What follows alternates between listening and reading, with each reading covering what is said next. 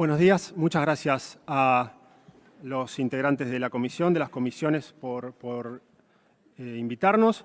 El Centro de Estudios Metropolitanos es un consorcio que está integrado por la Universidad Nacional de Hurlingham, la Universidad Nacional Arturo Jauretche de Florencio Varela y la Universidad Metropolitana para la Educación y el Trabajo.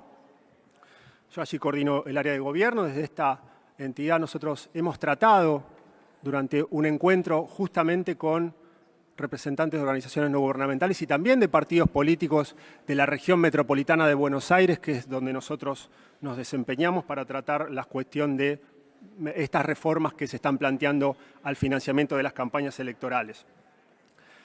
Puntualmente, yo voy a tratar de hacer referencia a las dos cuestiones centrales que me parece que tienen ustedes bajo análisis, que es la posibilidad de habilitar el hecho de que las personas jurídicas, pero puntualmente las empresas, pueden aportar dinero al financiamiento de las campañas electorales. Y también el otro elemento que están analizando ustedes y que coincide en los dos casos con el proyecto que el Poder Ejecutivo envió a la Cámara de Diputados y está allí bajo tratamiento, que reduce del 10% al 5% de la programación que los canales de televisión y las emisoras de radio tienen que ceder a los partidos políticos durante las campañas electorales.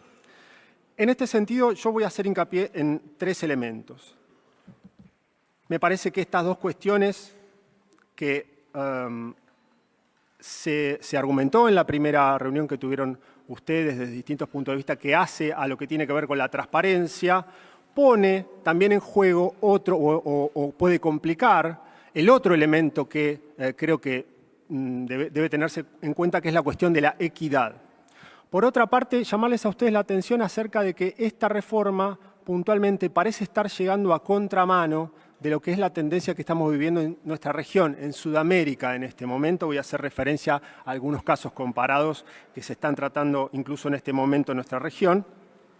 Y el elemento también en torno a la equidad es pensar si esto ataca un problema generalizado que hay, que es el creciente costo de las campañas electorales o los crecientes fondos que se destinan a campañas electorales. En este sentido, llamarles la atención acerca de que, si bien hay una idea en cuanto a que los nuevos medios, Internet, abarataría las campañas electorales, probablemente por lo que vemos, por ejemplo, en la campaña que terminó con las elecciones de ayer en los Estados Unidos, nunca se ha gastado tanto en las campañas electorales como en este momento, ¿sí?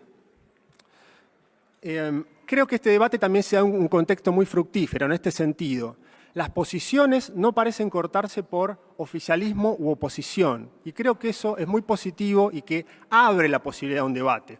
Por ejemplo, por lo que hemos podido saber en la Cámara de Diputados, una iniciativa en este sentido del Poder Ejecutivo está trabada de alguna manera, sobre todo por disidencias que hay en el oficialismo acerca de este elemento, la posibilidad de que las empresas puedan aportar a las campañas electorales. Lo mismo ocurrió recientemente en la ciudad de Buenos Aires, donde la legislatura de la ciudad de Buenos Aires los legisladores tenían a su tratamiento un proyecto en este sentido por parte del Poder Ejecutivo de la ciudad y, sin embargo, quedó fuera del código electoral que se terminó aprobando justamente por diferencias al interior del oficialismo sobre la conveniencia de permitir que las empresas aporten a las campañas electorales.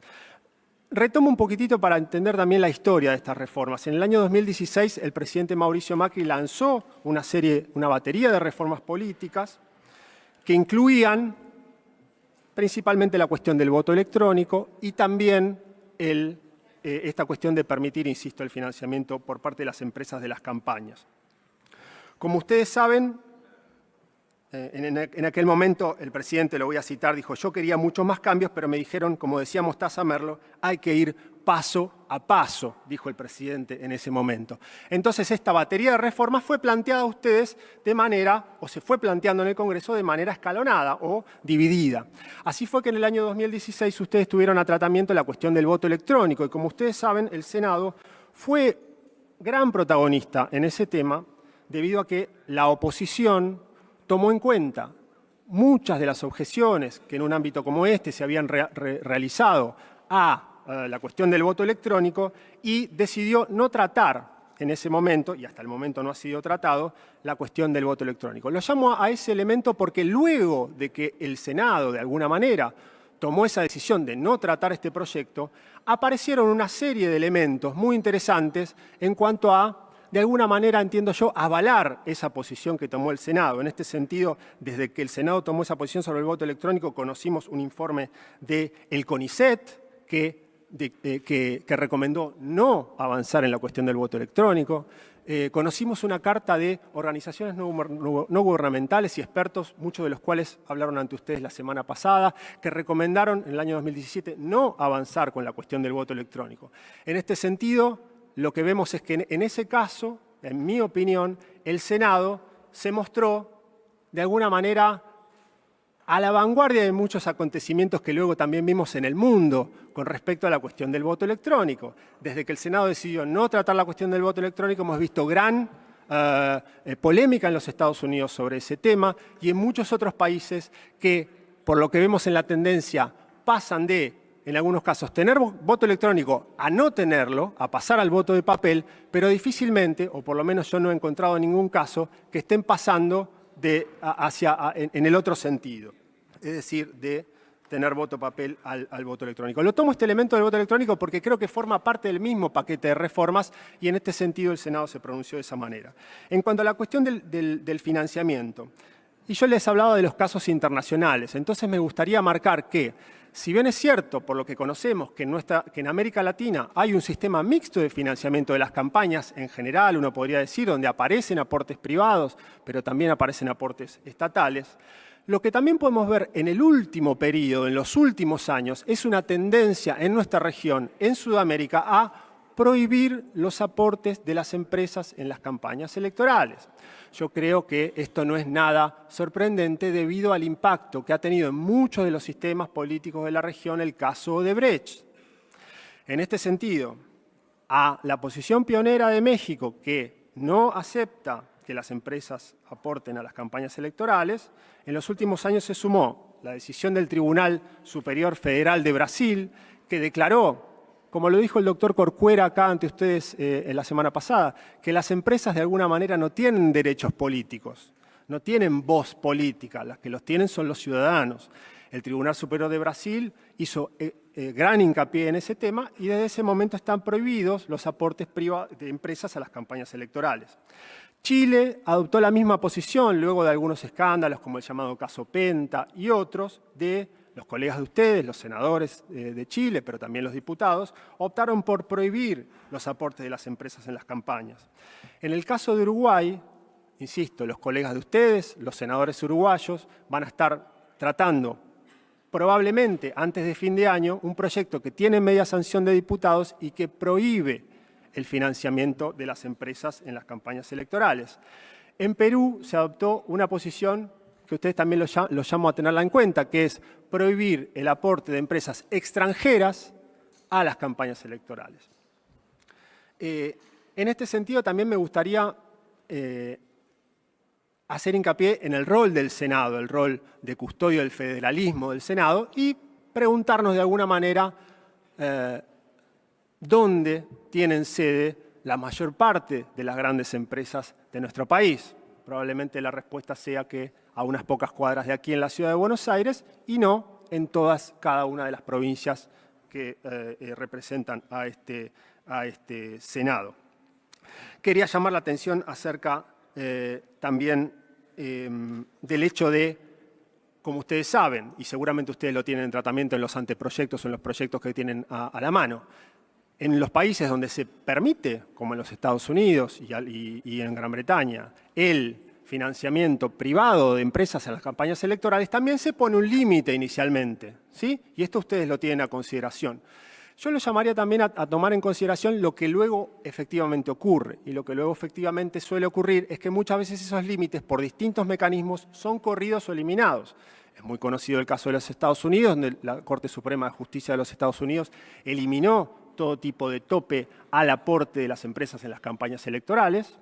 Eso fue muy cuestionado en su momento por el presidente Obama, que en un discurso de la Unión y teniendo a su vista a los integrantes del Alto Tribunal de los Estados Unidos, los amonestó y cuestionó la visión de democracia que ellos tenían, que habían planteado. Vemos así, los invito a ver una nota de la semana pasada en el diario The Washington Post, que nos informa que en los últimos 10 años, más o menos 11 donantes fueron responsables por más de $1.000 millones en aportes a las campañas electorales. Para terminar, a mí me gustaría también que ustedes tomaran en cuenta el hecho de que permitir el aporte de las empresas a las campañas electorales es, por lo que estamos viendo, también un interés de las propias empresas, ¿sí? Esto creo que ustedes también lo pudieron observar en la reunión de la semana pasada, donde habló una entidad empresarial a favor de esta medida y también hablaron organizaciones no gubernamentales que a su vez reciben también aportes de empresas y plantean que es positivo el hecho de que las empresas puedan aportar en las campañas electorales. En este sentido también llamo la atención acerca de que aquí falta una voz, y yo lo lamento, el tema de los sindicatos, ¿no? Que también son personas jurídicas y podrían estar teniendo en este momento, ante ustedes en esta comisión, una posición, un lugar. Creo que ese es un vacío importante que estamos viendo en este momento. A lo que yo les llamo la atención es también el hecho de que, para terminar, ahora sí, se habla mucho de esta cancha inclinada en nuestra democracia a favor de los oficialismos. Dado que puede estar en juego el principio de equidad, yo lo llamaría a prestar atención al hecho de que esta cancha inclinada no se termine convirtiendo en una cancha clausurada, de alguna manera, ¿sí? Esta cancha inclinada que podemos admitir que tenemos en la República Argentina, es decir, cierta preponderancia de los oficialismos, no ha impedido y de hecho ha permitido, y creo que es un logro del buen funcionamiento de nuestra democracia, que existe la alternancia en nuestro país, existe a nivel nacional, a nivel de muchas provincias, como hemos visto hace 3 años en el caso de la provincia de Buenos Aires, que venía siendo gobernada por muchos años por un partido y ahora es gobernada por otro. Quiere decir, esta cancha inclinada, entre comillas, que hay en nuestro país, no impide un buen funcionamiento, creo, de esta incertidumbre que nos tiene que dar la democracia. En este sentido, tomar unas palabras del doctor Dallavía, que hablaba ante ustedes el otro día. Él dijo que es esperable, y es así, en el sentido que los aportes empresariales de las campañas en general, en todo el mundo, y la experiencia comparada lo marca, viene muy vinculado a, lo dijo él, los partidos de derecha o centro-derecha, ¿sí? Entonces, en este sentido, yo los convocaría también a analizar esta experiencia comparada y, insisto, si se va a priorizar el elemento de la transparencia, es decir, permitir que las empresas aporten a cambio de que eso sea perfectamente controlado y difundido, tomar muy en cuenta la cuestión de la equidad. En este sentido, la posibilidad que ustedes tienen a la mano de aprobar una norma que reduce a la mitad el espacio que los partidos políticos, que son actores centrales de la democracia, tienen cedidos por ley por parte de los canales de televisión y emisoras de radio, realmente yo no noto en qué sentido este elemento hace referencia ni a la transparencia ni a la equidad, ¿sí? Me parece, o pregunto si quizá no tiene que ver justamente con algún interés legítimo de los propios canales o radios que son empresas privadas, que probablemente no les guste del todo tener que ceder el 10% de su espacio y prefieran hacerlo del 5%. Creo que estos son los elementos centrales de la reforma que ustedes tienen a la mano. Creo que todo lo que pueda hacerse por, insisto, abaratar el costo de las campañas electorales para los partidos es muy importante. Insisto en esto.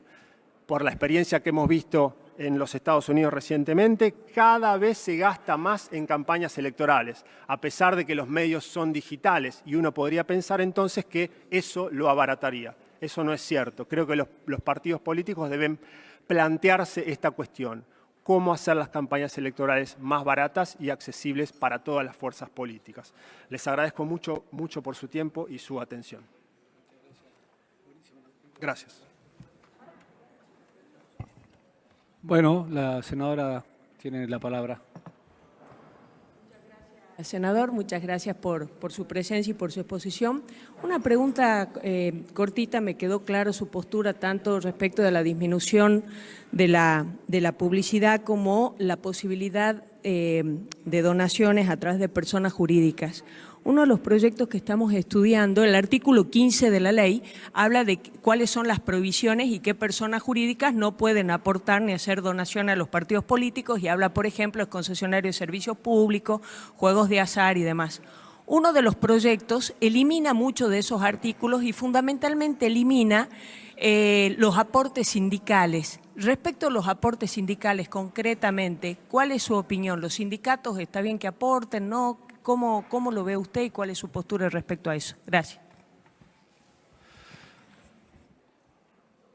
Planteada mi posición general en cuanto a que la posibilidad de que las personas jurídicas aporten tiene una serie de inconvenientes y que un poco las he expuesto, yo me preguntaría, digamos, cuál sería el motivo por el cual las empresas podrían aportar y los sindicatos no. Digamos, ¿cuál sería el motivo central en este sentido? Insisto con esto, creo que aquí quizás este es un tema que todavía no ha tomado el movimiento obrero, el movimiento sindical en la Argentina y que debería efectivamente hacerlo y tomarlo. Sí me pregunto, y esto quizá venga para los colegas que vienen después, ¿cuáles son entonces luego los elementos de control, digamos, que harían que una empresa pueda aportar y la otra no? Siendo que también, como conocemos en la Argentina, las empresas no son, en muchos casos, y sobre todo las grandes empresas, no son empresas individuales, y esto está muy estudiado por amplia bibliografía de Eduardo Basualdo, Daniel Aspiazo, etcétera, acerca de los grupos económicos o los holdings económicos en la Argentina. El otro elemento que yo también llamaría la atención es el de las empresas extranjeras, en este sentido, que muchas veces tienen filiales en la Argentina. Como representantes de las provincias y de los partidos políticos, nosotros, ustedes, perdón, o el Congreso, ¿les parece bien, les interesa que empresas extranjeras puedan tomar posición por partidos aportando en las campañas? Creo que eso es un tema, insisto, lo llamo la atención sobre la experiencia comparada al caso del Perú, que eliminó esa posibilidad. Lo planteo como pregunta. Creo que es una excelente pregunta la de la senadora y creo que debería también seguramente ser respondida en sí por los sindicatos, pero la pregunta de por qué unos sí y por qué otros no, creo que es válida. Gracias.